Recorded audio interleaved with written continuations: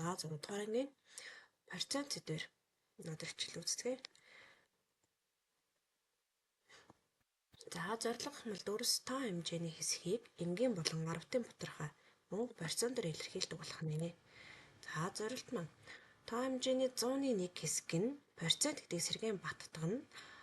Аравтын бутархай энгийн бутархай процентыг харилцан шилжүүлэх зорилтын дор үзэгнэ. За хэдүүлээ хүрэх хүрдэн маань хэвэл дөрөс тоо хэмжээний хэсгийг энгийн болон аравтын бутархай процентоор илэрхийлдэг, процент оролцсон хэлбэр асуудал шийдвэрлэдэг болох нэ. За хүүхдүүдээс яг энэ түрүүнд бид альва зүйлийг хувилахдаа хэдэн хувиас гэж үздэг вэ? Хувь хэдээс бага байдаг вэ? Тэгвэл мөн ингээд квадрат үрс өгөөд үнийгээ 100 хэсэгт хуваая гэж үзье. За 100 хэсэг хуваалаа. За ингээд 100 хэсэг хуваачихсан. 100 хэсэг хуваачихсан үнийгээ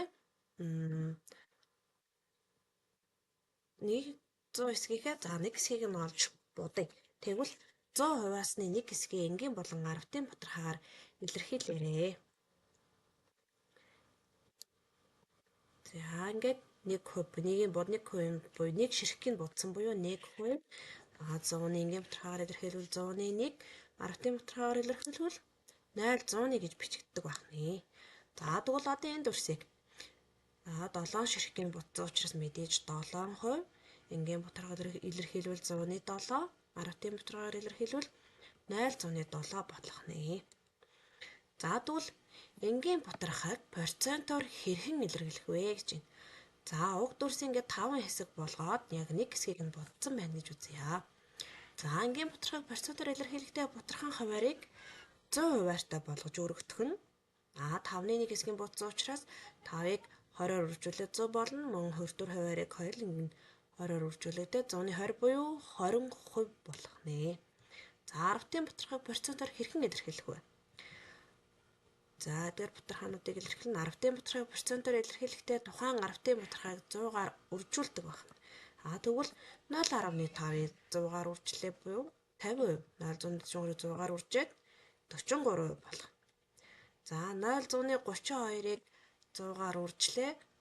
За ингээд 32% болж байна. За үүнээс зүй тогтлыг нь ажиглах юм бол аравтын бутархайг 100-аар үржүүлж байгаа тохиолдолд цэгийн орон 2 орноор буюу 2 орноор арагшилдаг байх нэ. За тэгвэл процентыг энгийн болон аравтын бутархайгаар хэрхэн илэрхийлэх вэ гэж. За уг процентыг энгийн болон аравтын бутархайгаар илэрхийлэх нь за процентыг аравтын бутархайгаар шилжүүлэхдээ мөн адилхан 100-д хувааж өгдөг.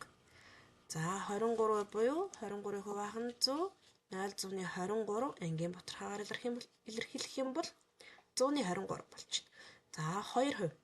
2%-ийг хуваах нь 100, 0.2 буюу 100-ны 2 болж ингэж бичигдэж болдог байна.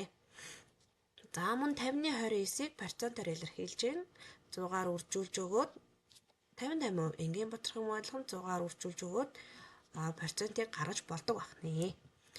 За тэгвэл 23 бутархайг процентоор илэрхийлээрэй. Мөн нэгэн хүүгийн төрсөн өдөр болжээ. Тэр билгууныхаа 4/1 хэсгийг эджээ. Тэр билгууныхаа хэдэн процентыг эзэн бэ гэх бодлогуудыг бие дан бодоод сайн утсан мэдлгүүдэд баттгаад аваарай. Нэмэлт бодлого. Мөн эдгээр бодлогуудыг тэмдэглэж аваад ойлгосон болон жилүүдээ өнөөдрийнхөө хичээлийг дүгнээд өөрсдөө бодлогоо бодоод бие дагаад хийх нэ. За гэрийн даалгаварт сурах бичгийн хуудас 51 номер 177-аас 178-ыг хийх нь. За ингээд анхаарал тавьсан явдалд баярлалаа.